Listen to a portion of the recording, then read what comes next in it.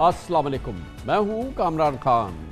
سیاست کا محور پنجاب ہے، جہاں پرسوں وزیر اعلیٰ پنجاب کے انتخابات کے لیے پولنگ ہوگی، لیکن اس مرحلے سے پہلے پنجاب میں سیاسی افراتفری کی اس وقت کیفیت ہے، جیسا کہ ہوتا ہے، اور افسوس صد افسوس اراکین اسمبلی کی خرید و فروخت اور جوڑ توڑ کی خبریں ہیں۔ نون لیگ اور پی ٹی آئی دونوں ایک دوسرے پہ ان کے اراکین کی وفاداری تبدیل کرانے کے الزام لگا رہی ہیں۔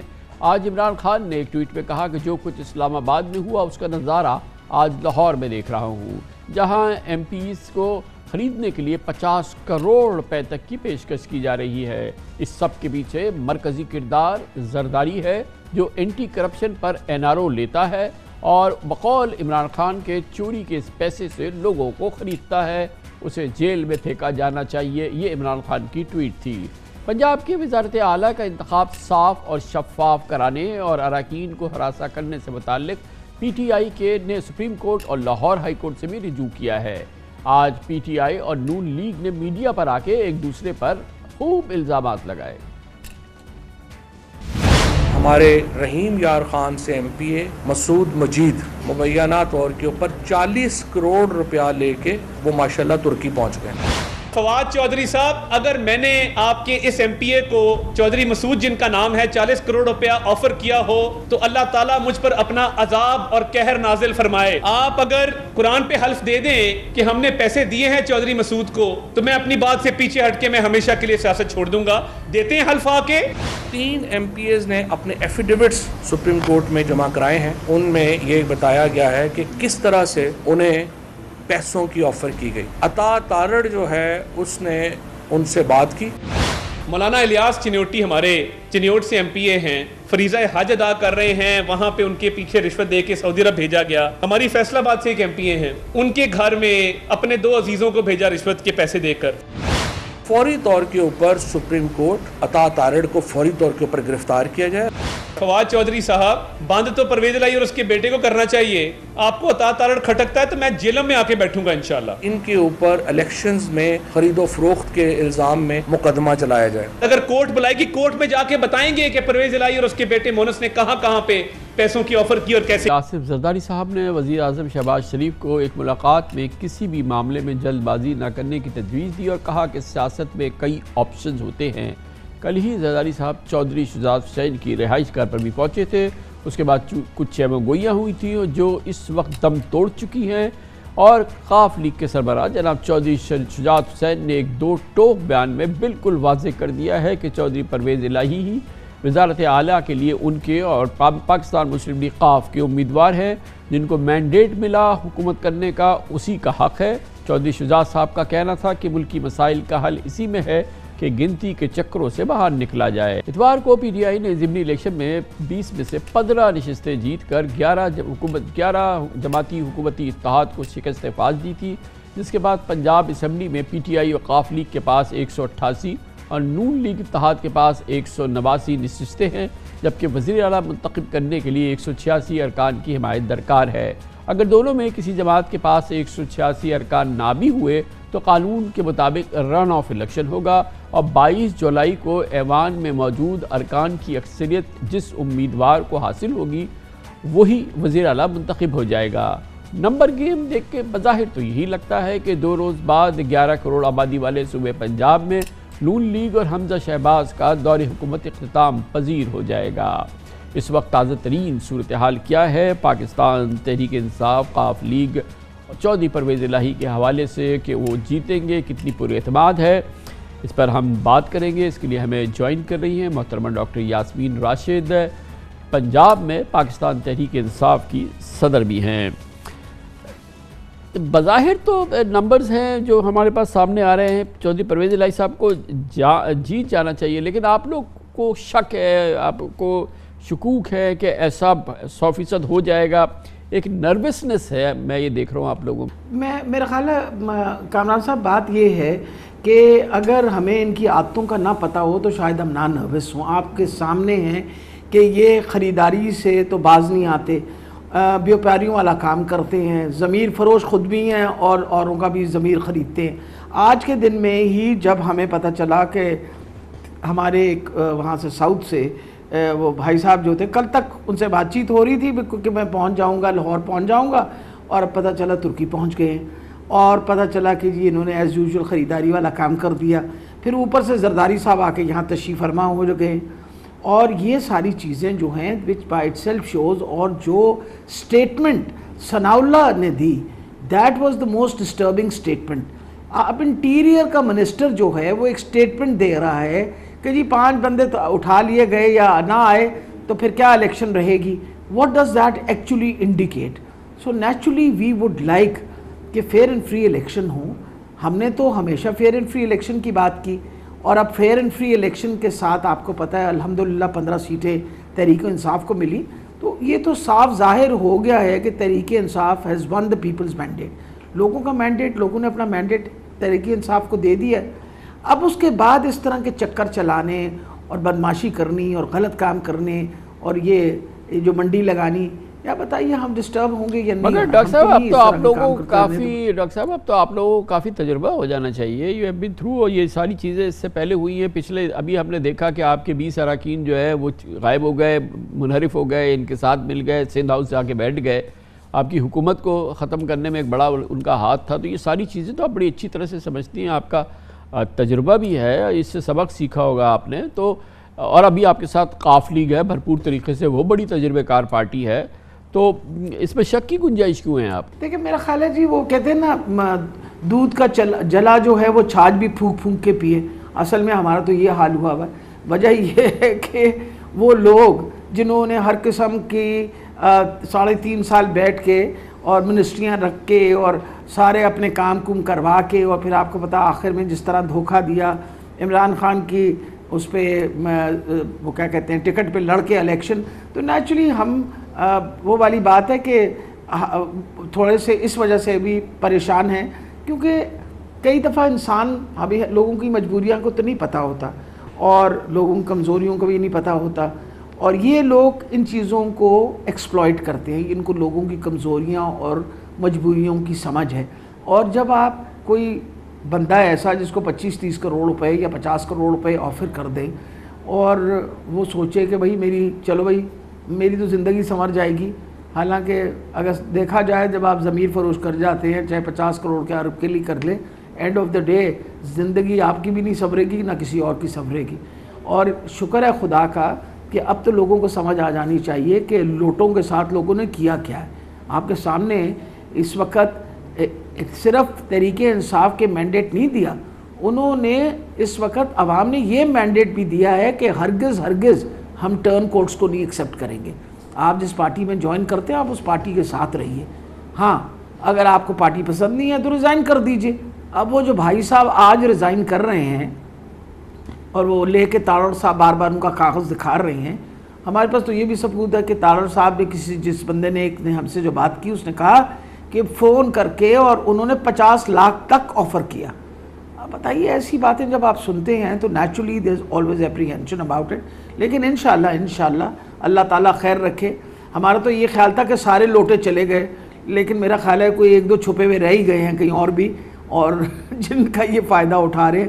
So we are a little bit انشاءاللہ تو اللہ تعالیٰ نے حالات بہت اچھے ہیں. ڈاکٹر صاحب یہ تو ایک رن آف الیکشن ہے، تو اس رن آف الیکشن میں تو اکثریت جو ہے وہ کافی اس کا رول ہو جائے گا.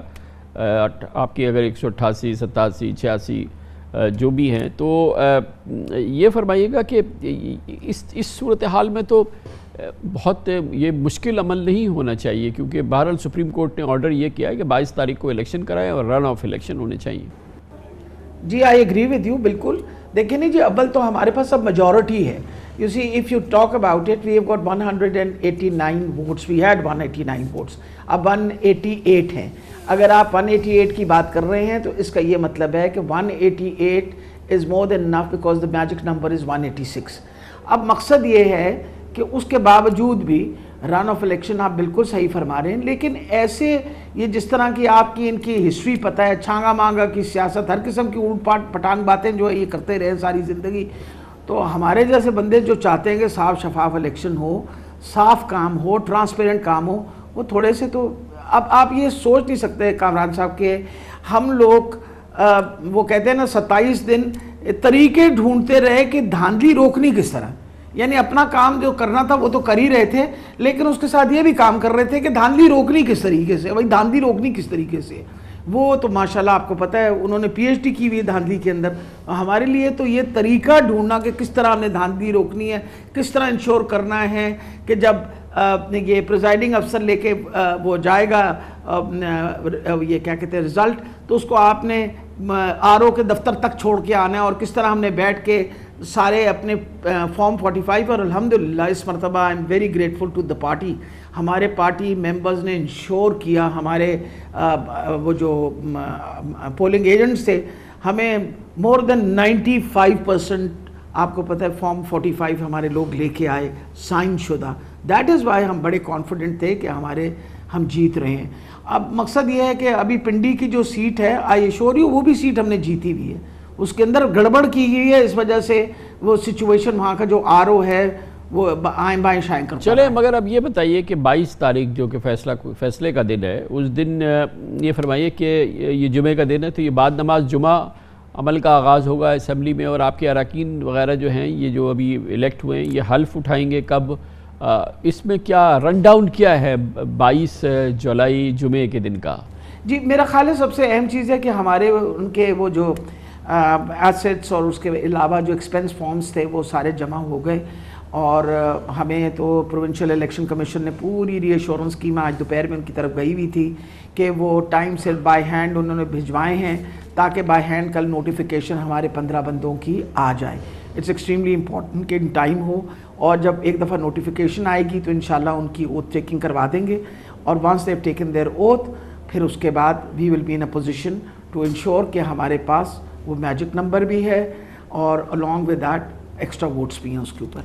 तो ये जुमे को ही मुकम्मल हो जाएगा, क्योंकि सुप्रीम कोर्ट ने कहा कि 22 तारीख को ये तमाम इलेक्शन मुकम्मल हो जाना चाहिए। जी उम्मीद तो यही है इंशाल्लाह, क्योंकि अभी तक जो हमने सुना वो यही है कि जुम्मे की नमाज के बाद ये शुरू होगा अमल, और there is no hitch of course, because आपको पता है जिस तरह उसकी काउंटिंग होती है that can be done with in an hour, 1 घंटे के अंदर ही पता चल जाता है, और नताइज जो हैं वो तो because it's an open vote, people walk out of eyes and nose का जो वो दरवाजे हैं, और ख़ुद ब खुद गिनती हो के पता चल जाता है कि मेजॉरिटी किस तरफ है। तो होपफुली इंशाल्लाह, बिकॉज जैसे आपने कहा ना रन ऑफ इलेक्शन नहीं है, अगर हमारे पास मेजॉरिटी हो गई तो फिर इंशाल्लाह there is no run of election वाली बात ख़त्म हो जाएगी। पर इंशाल्लाह बहुत उम्मीद है कि जुम्मे की रात तक सारे नताइज सामने आ जाएंगे इंशाल्लाह। बहुत बहुत शुक्रिया डॉक्टर यास्मीन राशिद, सदर पाकिस्तान तहरीक इंसाफ पंजाब हमारे साथ थी। एक बार फिर पंजाब के लाहौर के कुछ होटलों की रौनक बहाल हो गई है, अरकान को पुरतायुश रिहाइश, खाने पीने का इंतज़ाम उनका तमाम किया जा रहा है। दोनों जमातें लुक आफ्टर कर रही हैं, ऐसे कि जैसे कि VIP मेहमान है उनका हर मेंबर। बहुत दिलचस्प मंजर है लाहौर में इस वक्त, इसकी बात करते हैं छोटे से वक्फे के बाद। तकरीबन 48 घंटे लगेंगे पंजाब में वज़ीर आला कौन बनेगा, फ़ैसला हो जाएगा। कल का दिन सिर्फ बीच में है, जुमे को इलेक्शन होने हैं, बाद नमाज जुमा इस अमल का आगाज़ होगा। तमाम दोनों सियासी जमातें और एक जानिब 11 जमाती इत्तेहाद PDM का, पाकिस्तान मुस्लिम लीग नून ख़ास तौर पे, फिर उसकी दूसरी जमातें, दूसरी जानिब PTI काफ लीग अपने अरकान को संभाल रही हैं, समेट रही हैं और उनको हर लिहाज से सहूलत फराहम कर रही हैं। उनकी तमाम नक़्ल व हरकत के हवाले से अपना सुकून हासिल कर रही हैं, अपना यकीन और एतमाद बरकरार रखने के लिए उसको बाकायदा जांच रही है। एक बहुत ही चौकसी का आलम है और ये एक बहुत दिलचस्प माहौल है, और इस पिछले कई माह में हमने कई बार ये माहौल देखा है। और इसका मरकज़ हो जाता है वो होटल्स जहाँ पे इन तमाम अरकान को रखा जाता है, उनके लिए कमरे जो है बुक कराए जाते हैं और तमाम उनकी सहूलतों का भरपूर इंतज़ाम किया जाता है। 24 घंटे उनकी खिदमत की जाती है और इस हवाले से उनको खूब लाड प्यार फराहम किया जाता है। इस पर बात करते हैं, हमारे साथ मौजूद हैं हमारे नुमाइंदे खुसूसी हसन रज़ा। बहुत बहुत शुक्रिया हसन रज़ा साहब। ये बताइएगा कि आप किस होटल में हैं और दूसरे लोग किस होटल में हैं, यहाँ क्या हालात हैं, कितने मज़े में हैं अरकान और किस जमात के हैं? काना साहब, यहाँ पर ये बिल्कुल लाहौर एयरपोर्ट के करीब एक मकामी होटल है जहाँ पर पहले भी मुस्लिम लीग नून के कारकुनान ان کے رہنماؤں کو جو ممبران اسمبلی ہیں اور آزاد ممبران اسمبلی کو ٹھہرایا جاتا ہے. یہاں پر مسلم لیگ نون کے اور آزاد اور پاکستان پیپلز پارٹی کے جو ممبران اسمبلی ہے ان کے لیے 180 روم بک کیے گئے تھے, جس کے بعد ابھی کچھ دیر قبل تقریباً یہ کہا جا سکتا ہے 9 بجے کے قریب مزید ان کو ڈائریکشن آئی, جس کے بعد مزید 10 کمرے اور بک کر لیے گئے ہیں اور یہ بتایا گیا ہے کہ مزید 10 ممبران اسمبلی یہاں پر ٹھہریں گے یا جو افراد ہیں وہ ٹھہر سکیں گے.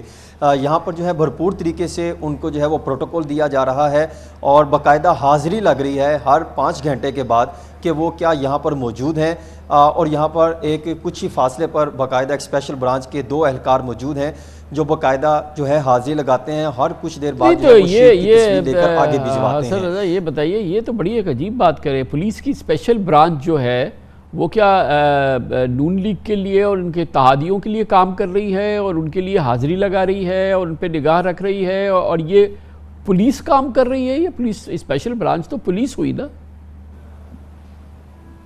جی بالکل, یہ جو ہے بالکل پنجاب پولیس کے ماتحت ہی ادارہ ہے جو اسپیشل برانچ ان کے انڈر کام کرتا ہے. پہلے بھی یہاں پر یہ معاملات کو مانیٹرنگ کرتے تھے, اب بھی یہی مانیٹرنگ کر رہے ہیں کہ کون سا. باقاعدہ 2 خواتین ممبران اسمبلی سے میری بات ہوئی کہ آپ یہاں پر جو ہے کہاں جا رہی ہیں, تو ان کا یہ کہنا تھا کہ میں حاضری لگانے جا رہی ہوں کیونکہ یہاں پہ ہمیں ڈائریکشن ہے کہ ہر 5 گھنٹے بعد یہاں پر حاضری لگے گی, اور باقاعدہ ہمیں جو ہے وہ فون کے ذریعے بھی, اور یہ افراد جو دیکھ رہے ہیں آپ یہ ہمیں مانیٹر کر رہے ہیں, وہ بھی یہاں پر موجود ہیں. اور کچھ خواتین بھی اپنے جو ان کو شک ہے کہ شاید مخصوص نشستوں پہ تحریک انصاف ان کو اپنی طرف نہ مائل کر لے تو ان پر جو ہے نظر رکھے ہوئے ہے. اور دوسرے جو کمال صاحب جو تحریک انصاف اور مسلم لیگ قاف کے جو ممبران اسمبلی ہے ان کو مال روڈ پر وہاں پہ ایک مقامی ہوٹل ہے جہاں پر ٹھہرایا گیا ہے, ان کے لیے بھی VVIP روم جو ہے وہ لے کر بک کروائے گئے ہیں.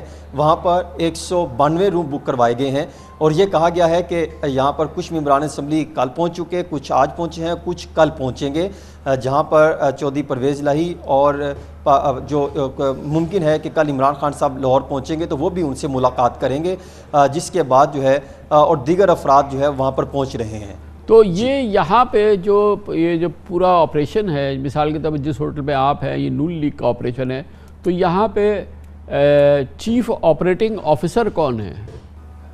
کہاں صاحب وہ تو 4-5 جو ہیں ہم دیکھ رہے ہیں, کیونکہ رانا مشہود خان صاحب بھی یہاں پر ہیں, ملک احمد خان بھی, عطاء اللہ تارڑ بھی, وہ بھی لمحہ بہ لمحہ یہاں پر جو ہیں وہ حاضری بھی لیتے ہیں, چیک بھی کرتے ہیں. اور ان کے خاص طور پہ اگر پورے اوورآل اگر دیکھا جائے مسلم لیگ نون کے افراد کو اکٹھا کرنا اور جو مخالف جس میں اپوزیشن ہے تحریک انصاف, ان کے افراد کو توڑنے کے لیے جو تمام تر معاملات کو مانیٹر کر رہے ہیں وہ آصف زرداری صاحب ہیں, جو یہ دعویٰ بھی کر رہے ہیں اس ذرائع. اور وہاں سے جو معلومات ملی ہیں کہ کچھ ایسے افراد جو 2 گروپ تھے, ان میں سے ایک وہ گروپ جن کا تعلق لاہور سے ہے جو اس دفعہ MPA کا الیکشن بھی نہیں لڑے, وہ تمام تر جو ہے وہ بڑے پیمانے پر کام کر رہے ہیں کہ کیسے وہ پہلے تحریک انصاف میں تھے, وہ پھر منحرف اراکین میں شامل ہو گئے اور اس دفعہ انہوں نے الیکشن بھی لاہور سے نہیں لڑا, تو وہ بہت کوشش کر رہے ہیں کسی طریقے سے افراد کو توڑ کر اس جماعت میں اور جو وہاں ہے کیا ہو رہا ہے جو قاف لیگ PTI کا ہوٹل ہے وہاں پہ کیا ہے, وہاں پہ CEO کون ہے, چیف آپریٹنگ آفیسر وہاں کے کون ہے؟ وہاں پہ جو ہے ٹوٹل معاملات مسلم لیگ قاف کے جو ہیں وہ سینئر رہنما ہیں, مونس الہی وہ معاملات کو مانیٹر کر رہے ہیں. اس کے ساتھ ساتھ میاں محمود الرشید کو یہ ٹاسک سونپا گیا ہے کہ وہ تمام تر معاملات کو دیکھیں.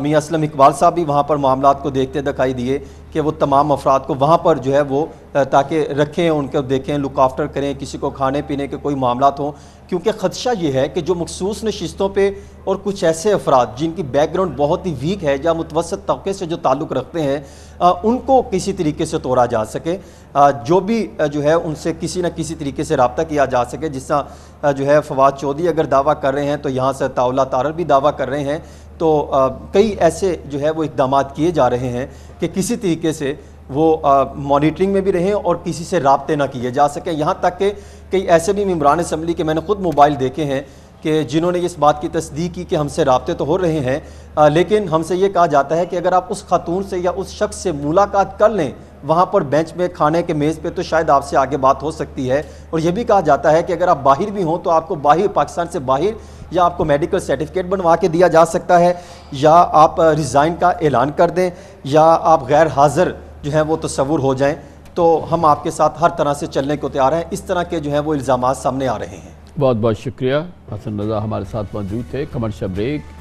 اس دوران نیوز ہیڈ لائن دیکھیں جس کے بعد ہمیں ذکر کرنا ہے پاکستان کا سب سے بڑا مسئلہ خطرناک بحران، معاشی بحران. روپیہ بری طرح سے پگھلا ہے، میلٹ ڈاؤن ہوا ہے، فری فار آل کسی کیفیت ہے. اب معیشت کے حوالے سے مختلف حوالوں سے شدید بحران ہے. اس پر بہت ہم تفصیل سے بات کریں گے. ماہرین ہوں گے اور تمام منسلکہ لوگ ہوں گے ایک چھوٹے سے وقفے کے بعد. آج شہباز شریف، آصف زرداری اور 13 جماعتوں پر مشتمل اتحادی حکومت کے 100 روز مکمل ہو گئے. جشن منانے کا سامان نہیں ہے کیونکہ ملک اس وقت خطرناک معاشی بحران سے گزر رہا ہے. اس وقت معیشت کو تاریخ کے بدترین بحران کا سامنا ہے. خدا نخواستہ پاکستان کے ڈیفالٹ ہو جانے کی صورتحال پیدا ہو رہی ہے. ملک کی معاشی ساکھ داؤ پر لگ چکی ہے. ہر روز ہمارا روپیہ ڈالر کے مقابلے میں صرف کمزور سے کمزور نہیں ہو رہا بلکہ منہدم ہوتا نظر آ رہا ہے، ڈھیر ہو رہا ہے. پچھلے 3 روز میں انٹر بینک میں ڈالر کی قدر میں 14 روپے اضافہ ہو گیا، یعنی 72 گھنٹوں میں روپے نے 10% قدر کھو دی. تشویش کی بات یہ ہے کہ آج بینکس نے 242 روپے تک کے ریٹ پر ایل سیز فائنل کی ہے. اور یہ بات آپ کے لیے اس لیے زیادہ امپورٹنٹ ہے کہ جو سرکاری یا انٹر بینک ریٹ ہے اس کو دیکھیں نہیں.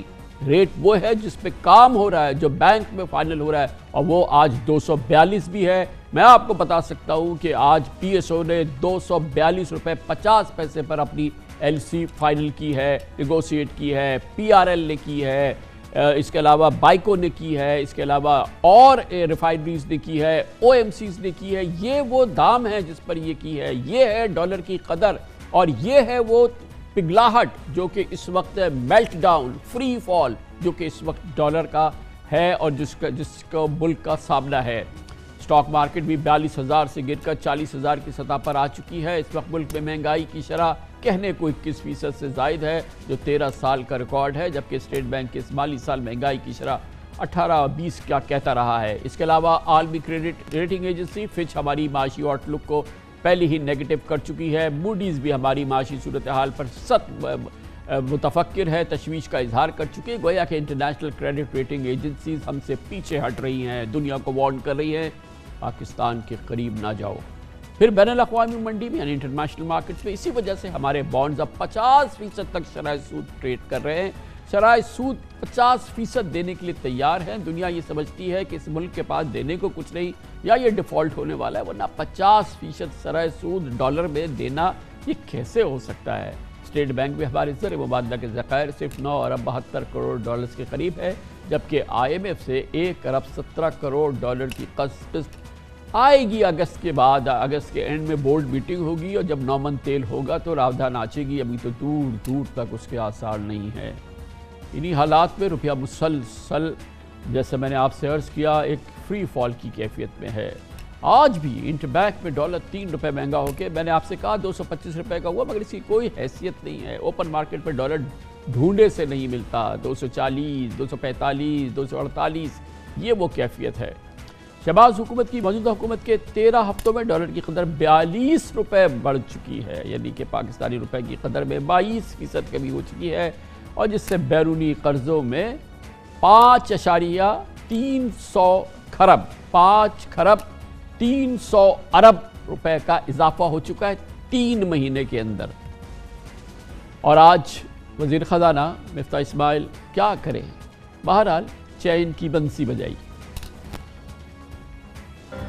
جو ڈالر کی اڑان ہے یہ صرف پاکستانی روپے کے سامنے نہیں ہے، پوری دنیا کی کرنسی کے سامنے ہے. ڈالر جو ہے وہ ہسٹوریکلی اس جنریشن میں کہتے ہیں ونس ان اے جنریشن جو انکریز ہے ڈالر میں آئی ہے. 22 سال کا ہائی کرا ہے ڈالر نے، 20 سال میں سب سے زیادہ انٹرسٹ ریٹ انکریز کرا ہے فیڈ نے، اور اسی طرح پاکستانی روپیہ بھی اس کے سامنے کم ہوا ہے. لیکن اس میں کوئی ڈھکی چھپی بات نہیں ہے کہ پچھلے 2 دن میں جو روپیہ کم ہوا ہے اس کے اندر یہاں پہ کچھ سیاسی صورتحال کی بڑا ہاتھ تھا. معاشی ایسی کوئی صورتحال میں میرے اس میں نہیں نظر میں آتی کہ جس کی وجہ سے روپے کو اس طرح کی مار لگنی چاہیے تھی. میں یہ سمجھتا ہوں کہ سیاسی جو ہلچل ہے اس کی زیادہ وجہ ہے, کیونکہ جو ہمارا روپے کے اوپر پریشر ہوتا ہے وہ امپورٹ کی وجہ سے ہوتا ہے. جب ہم امپورٹ ہی روک چکے ہیں, جب ہمارا ایکسپورٹ اور ریمیٹنس امپورٹ کے برابر آ گئی ہے, تو اس قسم کے نمبر آنے کی کوئی جواز نہیں ہے, اس قسم کی ڈپریسیشن کا کوئی جواز نہیں ہے, ماں سوائے اس کے کہ یہ سیاسی ہلچل ہے. اور پھر اگست میں بھی انشاءاللہ ہم کم کر لیں گے جب امپورٹس کو, تو پھر اگست کے مہینے سے جولائی کے بعد سے تو یہ بہت سب اسموتھ آؤٹ چیزیں ہو جائیں گی. سو کوئی ایسی میں نہیں سمجھتا ہوں کہ تشویش کی بات ہے, لیکن ظاہر ہے کہ یہ جو ڈپریسیشن ہوئی ہے اتنی نہیں ہونی چاہیے تھی, لیکن انشاءاللہ تعالیٰ وہ بھی ٹھیک ہو جائے گا.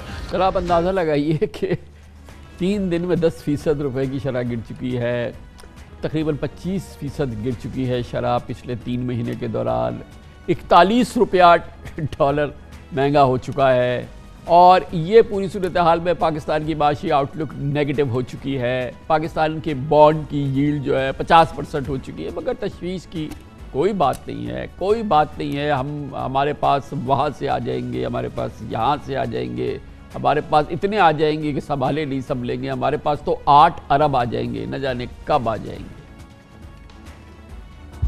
IMF کا ایگریمنٹ ہو چکا ہے, ایک دم ہر چیز راستے پہ ہے, کوئی خلل نہیں ہے, کوئی مسئلہ نہیں ہے, اور ہم انشاءاللہ تعالیٰ کوئی ایسی چیز نہیں کریں گے جس کی وجہ سے کوئی بھی خلل پڑے. اور ہم تمام کے تمام جو پرائر ایکشنز ہیں وہ آلریڈی میٹ کر چکے ہیں, اور انشاءاللہ تعالیٰ بورڈ سے ہم کو یہ اپروول مل جائے گا. انفیکٹ ایگریمنٹ کے بعد بورڈ تو ایک رسم ہی رہتی ہے, وہ ہو جائے گا. جب IMF کا ایگریمنٹ ہو گیا تو ورلڈ بینک اور ایشین ڈیولپمنٹ بینک کی فائنینسنگ بھی کھل گئی ہے انشاءاللہ, اور وہ پیسے بھی آنا شروع ہو جائیں گے. IMF نے یہ کہا تھا کہ 4 بلین کی فنڈنگ کا گیپ ہے ورلڈ بینک اور ایشین ڈیولپمنٹ بینک گرنے کے بعد بھی. اس فنڈنگ کا کیا کریں گے, تو میں پہلے بھی گزارش کر چکا ہوں, آپ کے سامنے پھر گزارش کر دیتا ہوں کہ ایک دوست ملک نے ہم کو 1.2 بلین ڈالر کی آئل فائنینسنگ کا کہا ہوا ہے. اس کے بعد ایک اور ملک ہے جو کہہ رہا ہے کہ ہم کو کم از کم 1 سے 2 بلین ڈالرز کا, لیکن ہمیں چھوٹا والا فگر پکڑ لیتا ہوں, 1 بلین کا فگر پکڑ لیتا ہوں, جو پاکستان کی اسٹاک ایکسچینج کے اندر انویسٹ کرنا ہے. اس کے بعد ایک دوست ملک نے یہ کہا ہے کہ وہ کچھ گیس بھی ہم کو ڈیفرڈ پیمنٹ پہ دیں گے, اور 200 ملین سے 300 ملین کا ہوگا. میں 200 کے چھوٹی فگر لگا لیتا ہوں, تو وہ 2.4 بلین ہوتا ہے. تو یہ میں 4 بلین کے اوپر پہنچ گیا ہوں, اب میں 4.6 بلین پہ پہنچ گیا ہوں. اس کے علاوہ ایک دوست ملک نے 2 بلین ڈالرز ڈپازٹ کرنے کا کہا ہے, تو 6.6 بلین ہو گئے.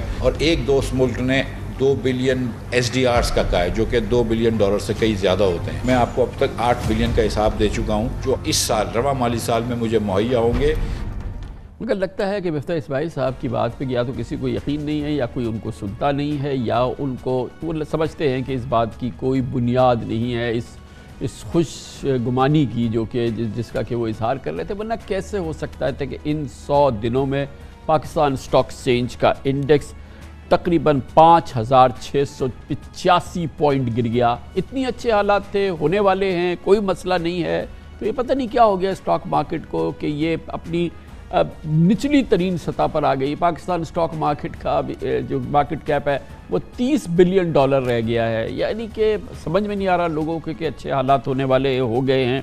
900 ارب روپے صرف اسٹاک مارکیٹ میں لوگوں کے سرمایہ کاروں کے ڈوب گئے. میں نے آپ کو بتایا کہ جو روپے کی قدر کم ہوئی ہے اس سے ویسے ہی 6.5 کھرب روپے ہمارے قرضوں کا بوجھ بڑھ چکا ہے. 6.5 کھرب 3 مہینے کے اندر. یہ ہے ان اچھے حالات کی ترجمانی جو کہ ابھی آپ نے دیکھی, اور ابھی وقت ہے, ابھی آگے بھی ہونا ہے. ان حالات میں ابھی حکومت کو IMF کے معاہدے کی بنیاد پر مرحلہ وار بجلی کی قیمتیں مزید بڑھانی ہے, مرے کو مارنا ہے. آج نیپرا نے مرحلہ وار بجلی 7 روپے 91 پیسے فی یونٹ مہنگی کرنے کی منظوری دے دی. بنیادی ٹیرف میں اضافے اور ٹیکسز میں شامل کر کے فی یونٹ 39 روپے مہنگی ہو جائے گی. 39 روپے فی یونٹ مہنگی ہو جائے گی. اگر آپ کے 100 یونٹ کا خرچہ ہوتا ہے تو آپ کو 4000 بڑھ جائے گا. اگر 1000 کا ہوتا ہے تو آپ کا 40,000 روپے بل بڑھ جائے گا. ہماری معیشت ایک بھاور میں پھنس گئی ہے, اور بہت بہت تباہ کن صورتحال ہے اس وقت. راستہ نہیں مل رہا. حیرانی کی بات یہ ہے کہ 100 دن سے شہباز حکومت اس پوری صورتحال میں جس کی لڑائی, جس کی جنگ لڑنی ہے اسٹیٹ بینک آف پاکستان میں, وہاں پہ کل وقتی گورنر ہی نہیں ہے, کوئی گورنر نہیں ہے. اب وہاں پہ بورڈ بھی نہیں ہے, وہ بورڈ آف ڈائریکٹرز بھی جو ہے وہ اپنی مدت پوری کر چکے ہیں. یعنی کہ اس جنگ کا کمانڈر ان چیف نہیں ہے, اس کے کور کمانڈرز نہیں ہے, کسی کو پرواہ نہیں ہے. کیا ضرورت ہے اسٹیٹ بینک پہ ایک فل ٹائم گورنر کی, ایک باقاعدہ گورنر ہونے کی؟ بورڈ ختم ہو گیا تو ہو گیا, چلے دیکھتے, اچھا ختم ہو گیا, وہ ختم ہو گیا. تو یہ ہے صورتحال جس نے جنم دیا ہے آج پاکستان کے اس خطرناک معاشی بحران کا. میں اور آپ تو اس کی کہانی میں آپ کے سامنے رکھ رہا ہوں, آپ کو آگاہی دے رہا ہوں, لیکن اس محاذ پہ سب سے زیادہ متاثر ہو رہا ہے ہمارا کاروبار، ہماری صنعت، ہماری تجارت، ہماری سرمایہ کاری، اس کا مطلب ہمارے روزگار، حکومت کے ٹیکسز اور سینٹیمنٹس، یعنی کہ لوگوں کے پاس کاروبار نہیں، پریشان، صنعتیں بند ہوں گی، ان پہ مسائل ہوں گے، شرح سود 15% ہو چکی ہے، آگے نہ جانے کیا ہوگا، ایل سیز کھل نہیں رہی، ڈالر 245 کا ہو گیا۔ اس پوری صورتحال میں صنعت، کاروبار، تجارت، سرمایہ کاری کیا خاک ہوگی؟ ارے ترقی تو چھوڑے، روزگار کیسے بچے گا؟ حکومت کو ٹیکس کہاں سے آئے گا؟ کیسے کام چلے گا؟ اور اس محاذ کو لڑ رہی ہے پاکستان کے کاروبار اور صنعت، اور اسی پہ بات میں کرنا چاہتا ہوں، آج آپ کے سامنے رکھنا چاہتا ہوں، اس کے لیے ہم نے دعوت دی ہے پاکستان کی سب سے بڑی کاروباری، صنعتی، تجارتی جو انجمنیں ہیں، ان کی چوٹی کی انجمنوں کو۔ ہمارے ساتھ ہوں گے federation of Pakistan chamber of commerce and industries کے سربراہ جناب عرفان شیخ صاحب، اور ہمیں جوائن کریں گے پاکستان میں بیرونی سرمایہ کاری جتنی ہوتی ہے، overseas investors chamber of commerce, تمام بیرونی سرمایہ کاری کی جو انجمن ہے OICCI، اس کے سربراہ جناب غیاث الدین خان۔ تو یہ ہمارے کاروبار اور صنعت و تجارت کی ترجمانی کریں گے۔ شیخ صاحب پہلے آپ، کیونکہ آپ federation of Pakistan chamber of commerce سے، مجھے معلوم ہے کہ آج سارا دن آپ انجمنوں سے، ملک بھر سے، کراچی میں تمام لوگوں سے آپ بھی کرتے رہے، وہ بھی آپ پہ یلغار کیے ہوئے تھے، کچھ دیجئے نا فیڈ بیک ہمیں کہ کیا پلس ہے؟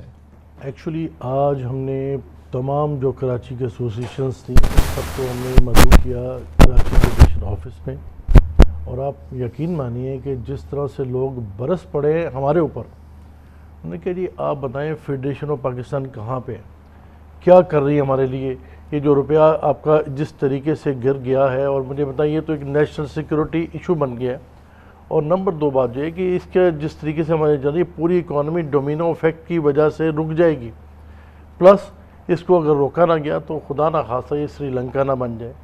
پھر آپ کی بات آج جیسے ہم نے کی کہ اتنا عرصہ ہو گیا ہے، آج 3 ماہ ہو گئے ہیں، ہمارا گورنر اسٹیٹ بینک ابھی تک ہم نے تعینات نہیں کیا جو کہ اس چیزوں کو ریگولیٹ کر سکتا ہے، اور آپ کو پتہ ہے کہ جتنے کمرشل بینکس ہیں یہ ساری اسپیکولیشن میں ان کا بھی حصہ ہے، اور وہ بالکل اس طرح سے ہو رہا ہے، 1 گھنٹے بعد وہ کہہ رہے ہیں نہیں ہے، اور 1 گھنٹے بعد وہ دے رہے ہیں 210 میں نہیں ہے، 215 میں ان کو دے رہے ہیں، 215 میں نہیں ہے 220 میں دے رہے ہیں۔ یہ عجیب و غریب ایک کھیل شروع ہو گیا ہے، اور اس کھیل کو اگر نہ روکا گیا، ریگولر نہ کیا گیا، تو یہ جو ابھی فارورڈ جو لوگوں کے جو بائنگ ہو رہی ہے وہ 245 میں ہو رہی ہے، 245 روپیز پر ڈالر میں، اور جیسے کہ آپ نے بتایا کہ ابھی PSO نے 242 میں اپنا فی ڈالر کے حساب سے انہوں نے اس کو پون کیا، LC انہوں نے کھولی ہے۔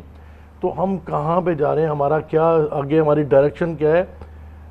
بہت زیادہ پریشانی والے معاملات ہو گئے ہیں۔ پھر اس میں جو دوسری بات جو مجھے نظر آئی ہے کہ جو ہمارا جب روپیہ گرتا ہے تو ہمارا جو قرضہ، ان کو اس چیز کا گورنمنٹ کو احساس نہیں ہے کہ آپ کا قرضہ کس سپیڈ کے ساتھ بڑھ رہا ہے، آپ کہاں سے اس کو پورا کریں گے۔ آپ نے 6000 کا آپ نے ٹارگٹ رکھا ہے، اس بار آپ نے 7000 کا ٹارگٹ رکھا ہے، تو اس سے آدھے سے بھی زیادہ جو ہے نا وہ تو قرضے کی شکل میں چلے گا۔ تو ہم ڈیولپمنٹ کیا کریں گے، کہاں پہ اپنا چیزوں کو لے کے جائیں گے، یہ ساری چیزیں لمحہ فکریہ ہو گیا ہے اس ملک میں۔ پھر میں جو ایک مہینے سے میں پچھلے جو ایکٹنگ گورنر ہیں میں ان سے ریکویسٹ کر رہا ہوں کہ جی ہم آپ سے میٹنگ کرنا چاہتے ہیں، وہ ہم سے ملنا نہیں چاہتے، گریزہ ہے ہم سے ملنے سے۔ مگر شیخ صاحب وہ بیچارے ایکٹنگ گورنر اور 1 مہینہ کر سکتے ہیں، جو ایکٹ ہے اسٹیٹ بینک کا وہ تو زیادہ رہ بھی نہیں سکتے، وہ تو بیچارے بیٹھے ہوئے ہیں، ویسے ہی ان کو کوئی پوچھتا نہیں ہے، وہ کیا کریں گے؟ سب آپ بتائیے گا، اوورسیز انویسٹر چیمبر، ہمیں بیرونی سرمایہ کاری چاہیے، ہمیں یہ بیرونی سرمایہ کار جو بیچارے یہاں پر ہیں، اور اس صورتحال میں جب یہ ڈیپریسیشن ہو جائے، یہ پوری صورتحال ہو جائے، کیا آپ کا کیا فیڈ بیک ہے؟ بسم اللہ الرحمن الرحیم۔ السلام علیکم کامران صاحب، شکریہ آپ نے اپنے شو پہ بلایا۔ دیکھیں سب سے پہلے تو ہم 1-2 نمبر جو ہیں ان کو سیدھا کر لیتے ہیں۔ پاکستان کا 11 مہینے کا کرنٹ اکاؤنٹ ڈیفیسٹ تقریباً ہے $16 بلین، تو سال ہم ختم کریں گے کوئی $20 بلین کے قریب۔ اگر اسیوم کر لیں 2 منٹ کے لیے کہ آئل پرائسز یہی رہتی ہیں تو اگلے سال $20 بلین تو یہ ہوگا۔ اس کے علاوہ $26 بلین کی ہماری پرنسپل اور انٹرسٹ پیمنٹس ہیں بیرونی قرضوں پہ، اور پرنسپلز واپس کرنے، تو جو ہمیں شارٹ فال ہے اگلے سال وہ کوئی $40 سے $45 بلین کی ہے۔ پہلے یہ لوگ 42 بلین ڈالر کہتے تھے، بالکل. تو اب ڈیفالٹ اگر ہمیں بچانا ہے تو ہمیں 40 سے 42 بلین ڈالر کی فائنانسنگ کھڑی کرنی ہوگی، جس میں پہلے مہینے 4 بلین ہے، پھر مزید 5 سے 6 اور آخری 9 مہینے میں کچھ 30 سے 35 بلین ڈالر. جو آپ نے اپنے ابتدائیے میں بتایا کہ پاکستان کے بانڈ پہ ییلڈ 50% ہے، موڈی اور فچ نے ہماری ریٹنگ کو ڈاؤن گریڈ کر دیا ہے، کریڈٹ ڈیفالٹ سواپ پاکستان کا 15 سے 16% ہے. وہ کس وجہ سے ہے؟ کیونکہ جو باہر انویسٹرز ہیں، جو لینڈرز ہیں، وہ اس وقت با آواز بلند آپ سے کہہ رہے ہیں کہ جی آپ ڈیفالٹ کی طرف جا رہے ہیں. تو اب ہمیں یہ سمجھنا چاہیے کہ بھلے وہ ہماری ممبر کمپنیز کے ایکویٹی انویسٹرز ہوں یا ہمارے ملک کو ادھار دینے والے ادارے ہوں، وہ زور زور سے چلا کے آپ ہمیں کہہ رہے ہیں کہ جی آپ ہمیں اب کریڈٹ وردی نظر نہیں آ رہے. یہ ہے جی اس وقت آپ کی صورتحال جو ہمیں صاف لفظوں میں اب بولنی چاہیے.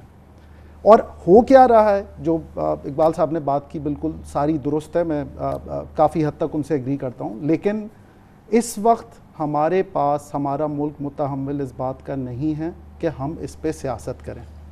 اس بات کی اشد ضرورت ہے کہ ہم دنیا کو یہ دکھائیں کہ ہماری نیشنل سیکیورٹی کا ستون ہماری اکانومی ہے، اور اس کے اندر بھلے ہم پی ٹی آئی کے ہوں، پی ایم ایل این کے ہوں، پیپلز پارٹی کے ہوں، ایکس کے ہوں، وائی کے ہوں، زی کے ہوں، ہم جو بھی ادارہ ہوں، ہم جوڈیشری ہوں، آرمی ہوں، نیب ہوں، ہم سب یونائٹڈ ہیں. بس شیخ صاحب اس کے لیے بنیادی بات یہ ہے، اور جو کہ میں عرض کرنا چاہوں گا، شاید آپ اس طرح سے نہ کہہ سکیں، کہ سیاست کیسے ہوگی اور کیا ہوگی، کیونکہ جو حکومت ہے وہ تو 2 ووٹوں کی اکثریت سے حکومت ہے. کل اس نے فیصلہ کیا کہ ہم پنجاب میں الیکشن ہار گئے، گویا کہ وہ پنجاب میں بھی اقتدار سے نکلنے والے ہیں، لیکن انہوں نے فیصلہ کیا ہم اقتدار نہیں چھوڑیں گے، گویا کہ ہم اقتدار سے چمٹے رہیں گے.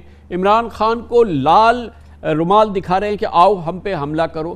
کس صورتحال میں، جب کہ پنجاب میں حکومت آپ الیکشن ابھی 20 میں سے 15 نشستوں پہ ہار گئے ہیں، بری شکست ہو چکی ہے، میجورٹی پنجاب میں ختم، پہلے 1 ووٹوں سے میجورٹی تھی، اب وہ ختم، اور اب سینٹر میں 2 ووٹوں سے میجورٹی ہے. وہ کیسے برقرار، اس پہ کیسے حکومت کو حق حکمرانی ملے اور جو اس کی مرضی آئے آپ کرتے رہیں. اور جس دن کرنسی جو ہے وہ اس میلٹ ڈاؤن سے گزری ہو، آپ کہے لگا رہے ہوں، آپ کو خوشگپیاں کر رہے ہوں، آپ کے اعلامیے میں اس صورتحال کا کہیں ذکر تک نہ ہو، پورے دن خاموش، قبرستان کی خاموشی رہے. تو یہ عرفان اقبال شیخ صاحب، سیاست کو تو کسی طرح ہمیں ایک طرف ڈالنا ہوگا نا. کیسے سیاست کے بغیر تو کیسے یہ سیاست میں تو اس کا ذکر ہی نہیں ہو سکتا جو آج کی صورتحال ہے. سیاست گئی بھاڑ میں، یہ تو پاکستان کے سروائیول کی بات ہے. ایکچولی اس وقت جو پوزیشن ہے سچی بات ہے، کیونکہ we have to be blunt. اس وقت سیاست کو بالکل ایک سائڈ میں کر دینا چاہیے.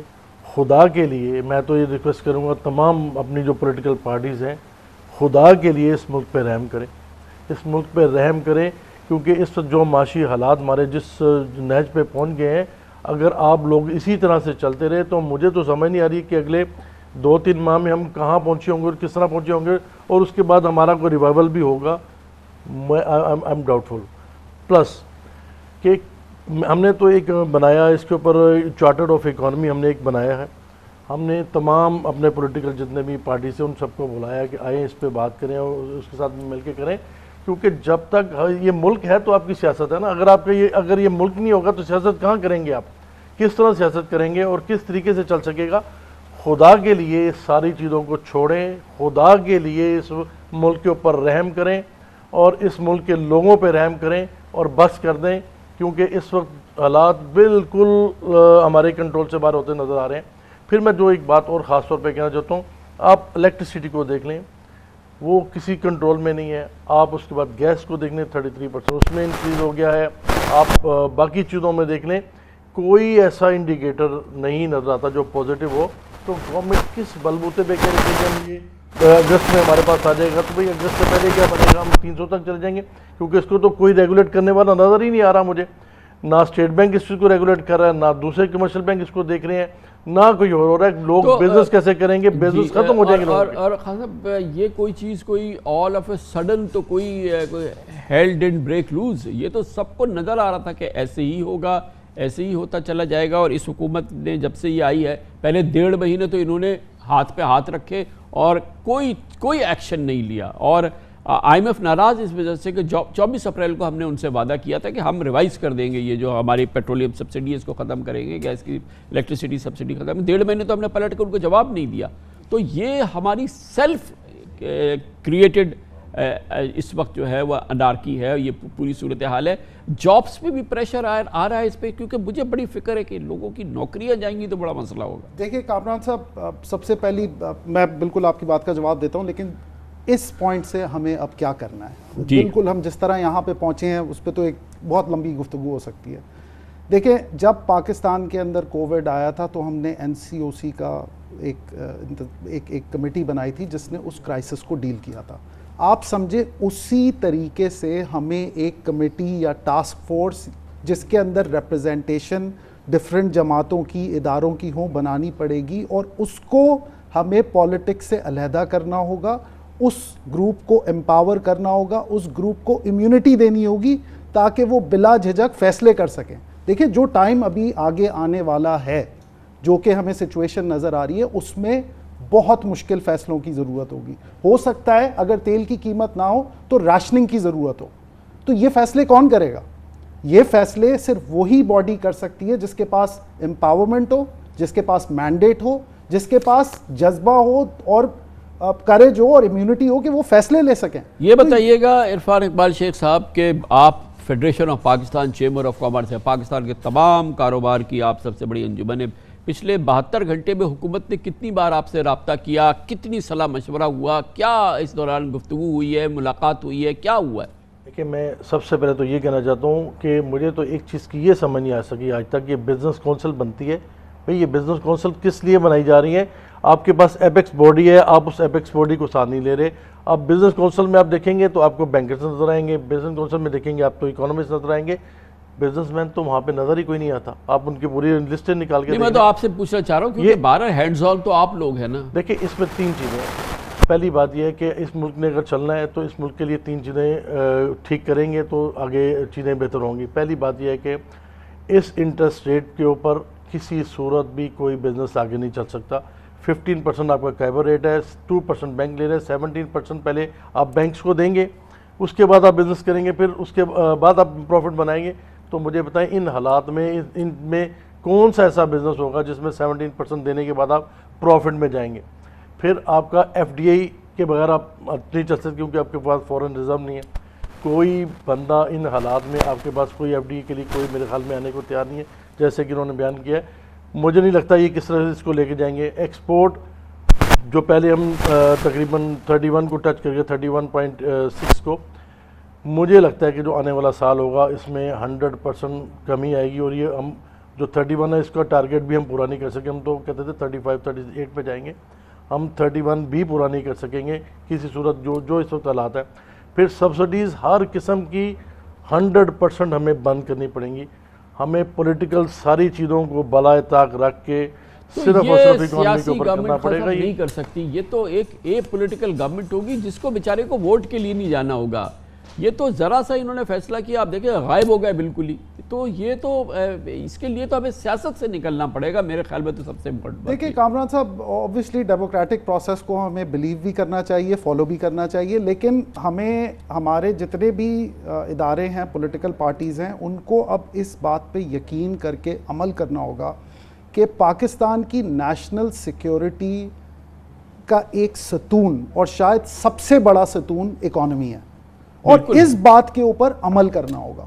اور اس بات کے اوپر جتنے بھی ہمارے ادارے ہیں ان کو پولیٹیکل پارٹی جو امپاورڈ ہے, اس کو جو پاور میں ہے, اس کو بیک کرنا ہوگا.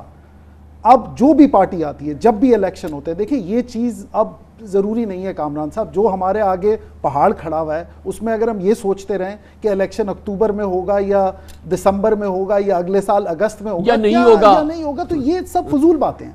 یہاں پہ ہمیں پاکستان کی اکنامک ٹیم کو ایک طریقے سے پولیٹیکل فریم ورک سے یا پولیٹکس سے علیحدہ کسی طرح کرنا ہوگا تاکہ مشکل فیصلے ہو سکیں.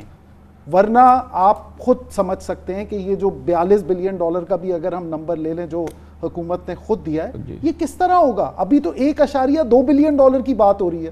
اس کے بعد آپ نے جانا ہے اور کانفیڈنس دینا ہے فورن لینڈرز کو, فورن انویسٹرز کو کہ جی ہم نے اپنا آپ گھر ٹھیک کر لیا ہے اور اب آپ اپنے مزید 38 بلین ڈالر دیں. یہ کس طرح ہوگا؟ اور اسی کی وجہ سے آج جو مارکیٹ آپ کے بانڈ کو 50% ییلڈ پہ ٹریڈ کر رہی ہے, وہ آپ سے جیسے میں نے شروع میں کہا چیخ چیخ کے بول رہے ہیں کہ نہیں جی ہمارے خیال میں آپ یہ نہیں کر سکتے. اور اس کا فوری حل ہمیں ڈھونڈنا ہوگا, کیونکہ ہمیں تو پیغام دینا ہے, پیغام نہیں دینا, ہمیں ثابت کرنا ہے اور ہمیں کرنا ہے, یعنی کہ آپ کو ڈیفالٹ پہ تو نہیں جانا ہے. کامران صاحب, سب سے پہلی چیز ہمارے جو ڈیفرنٹ پارٹیز کے لیڈران ہیں ان کو یہ میسج دینا ہوگا باہر ممالک کو اور لینڈرز کو کہ ہم آپس میں جتنا لڑتے رہیں, لیکن جب پاکستان کی نیشنل سیکیورٹی اور اکانومی کا معاملہ آتا ہے اس میں ہم ایک پیج پہ ہیں. یہ میسج سب کی طرف سے, لیڈران کی طرف سے جانا بہت ضروری ہے.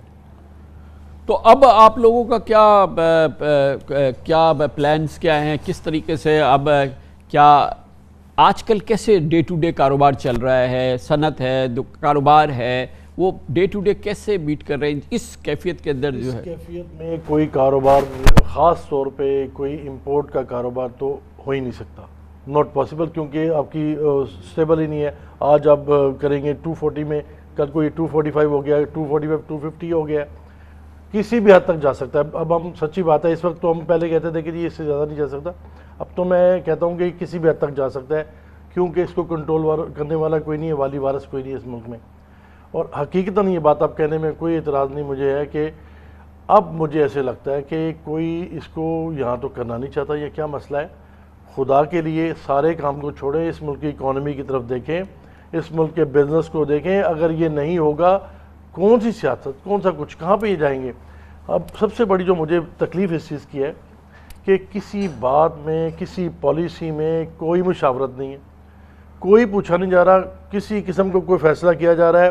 وہ پیچھے بیٹھ کے میرے خیال میں کوئی ڈرائنگ روم کی سیاست چل رہی ہے, وہ وہاں بیٹھ کے کمروں میں, ٹھنڈے کمروں میں بیٹھ کے اس فیصلے کر رہے ہیں. بہت بہت شکریہ, بہت شکریہ جناب عرفان اقبال شیخ, صدر federation of Pakistan chamber of commerce and industry, جناب غیاث الدین خان, صدر overseas investor chamber of commerce and industry, Pakistan کی کاروبار و صنعت کی سب سے بڑی تنظیم اور بین الاقوامی سرمایہ کار جو پاکستان میں ہیں, غیر ملکی سرمایہ کار, ان کی سب سے بڑی تنظیم کی آپ نے گفتگو سن لی.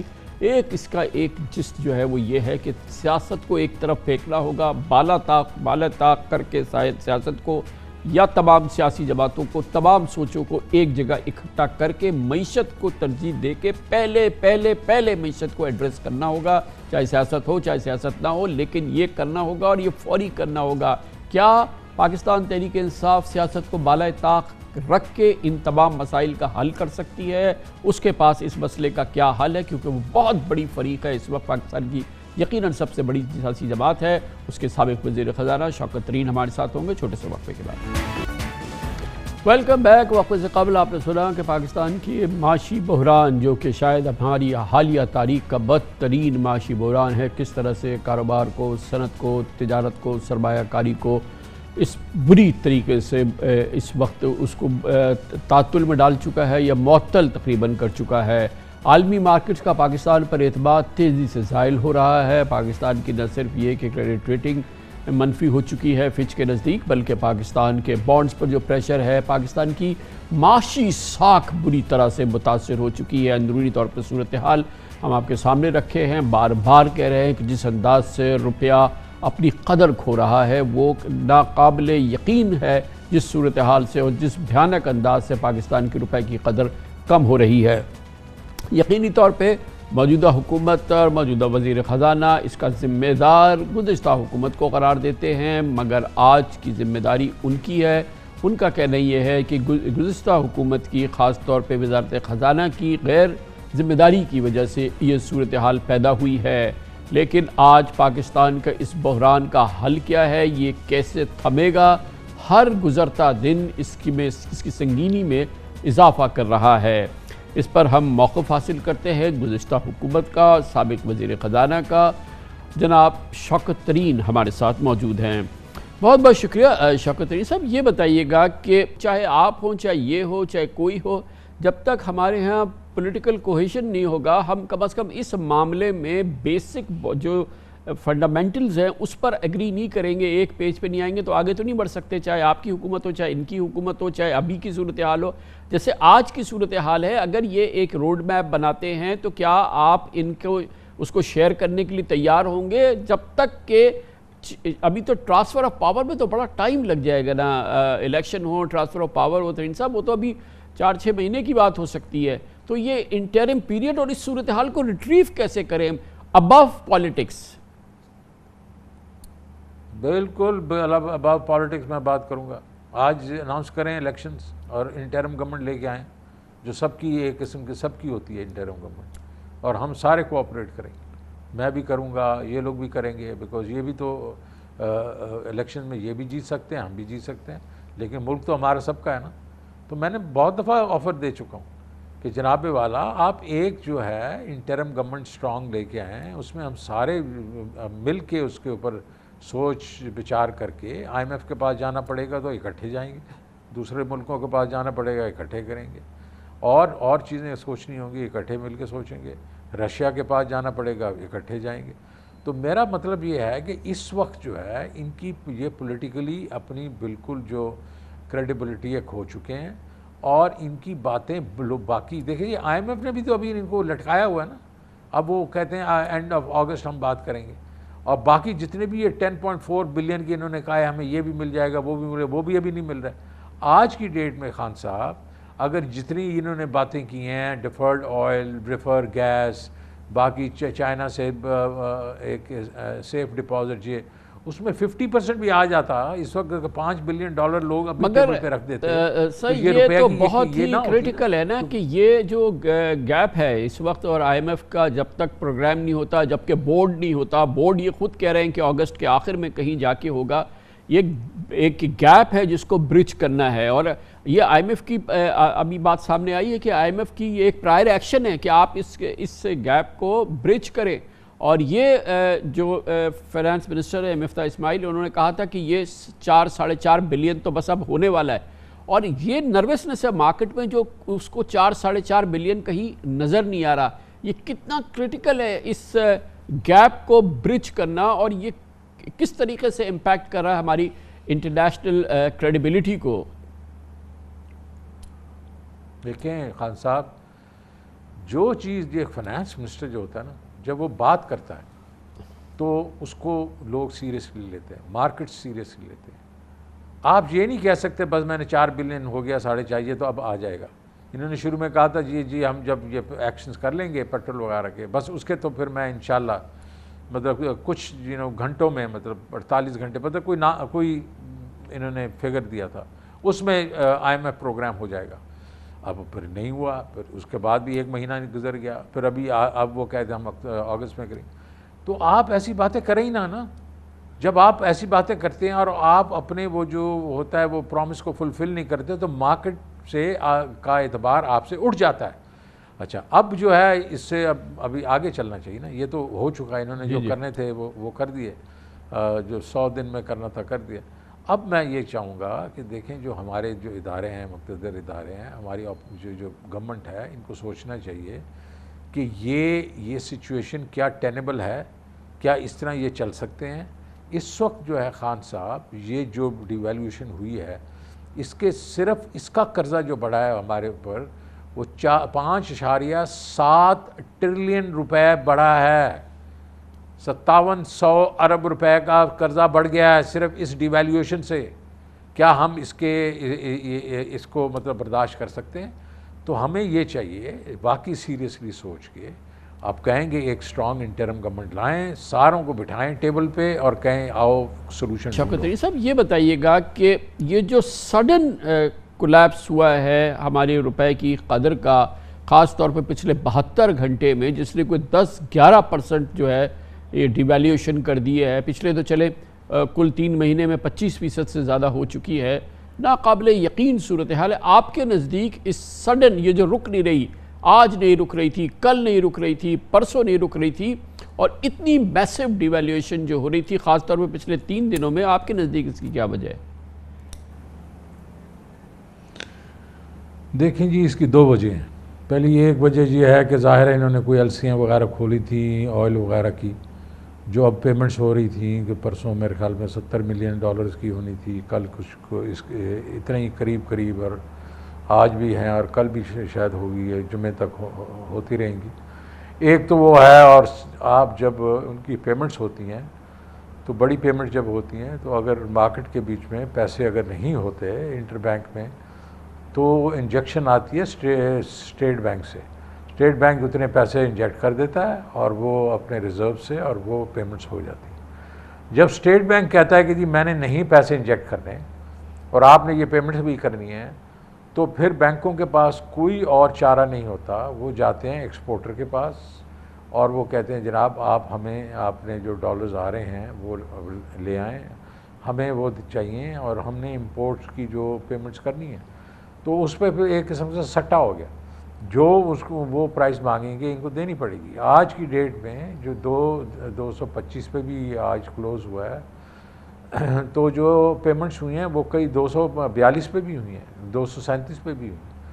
تو جب اسٹیٹ بینک اپنا جو کردار ہے اس کو نہیں نبھائے گا، اور اس کی وجہ بھی جو بھی وجہ ہے میں وہ بھی سمجھا دوں گا، تو پھر ایک مارکیٹ کے بیچ میں فری فار آل ہے.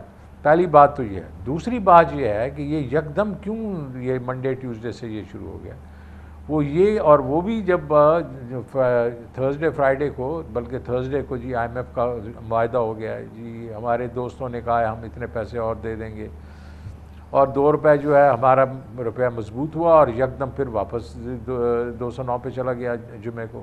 اور پھر یہ جو سلائیڈ ہوئی ہے after the Punjab elections. Punjab کا الیکشن جو ہوا ہے اس میں یہ پتہ چل گیا ہے کہ یہ بہت ہی اس وقت جو ہے پولیٹیکلی انٹینیبل سچویشن ہو چکی ہے یہ پریزنٹ جو PDM کے لیے.